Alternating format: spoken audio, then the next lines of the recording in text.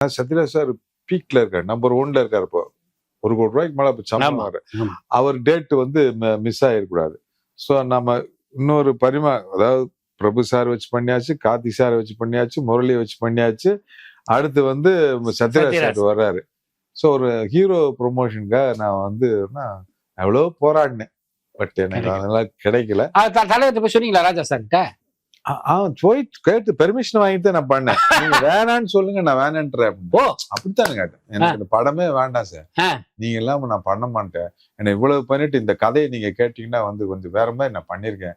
இது வந்து நீங்க தான் பண்ண. அது அவனுங்களே சும்மா இருக்கானு நீ என்ன இது பண்ணிட்டு இருக்க?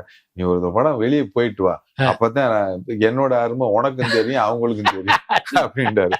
இதுக்கு பலிகடா நான் ஆகுறதா அப்படின்னு எவ்வளவு சொல்லி பார்த்தேன். நீ போயிட்டு வா, போயிட்டு நீ எப்ப வேணாலும் வரலாமே, இது உன் வீடியா அப்படின்னு சொல்லிட்டு அப்படின்னு சொல்லி சரி வழியோடதான் அதே பிரசாத் ஸ்டுடியோல வர பூஜை போடுறானுங்க. அந்த பக்கம் இவர் இருக்காரு, அந்த பக்கம் அவர் இருக்காரு. அப்படியே சரி போய் உட்காந்துட்டு வேண்டா வெறுப்பாத்தான் அதுல போய் உட்காந்தேன்.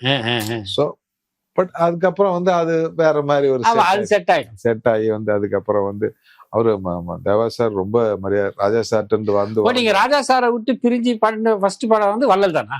வள்ளல் தான். அதான் அதுக்கு அடுத்துதான் அவள் வருவாளா? அதுக்கப்புறம் அது அப்படியே இப்படி போயிட்டு இருக்கு. அப்படி ஓகே. அப்படியே அவர் ஒரு படத்துக்கு பெர்மிஷன் கொடுத்தாரு, 10 படம் லிங்கா கூட. நான் யுவன் சங்கர் ராஜா ஃபர்ஸ்ட் 2வது படம் யுவன் சங்கர் ராஜா எனக்கு பண்ணாரு.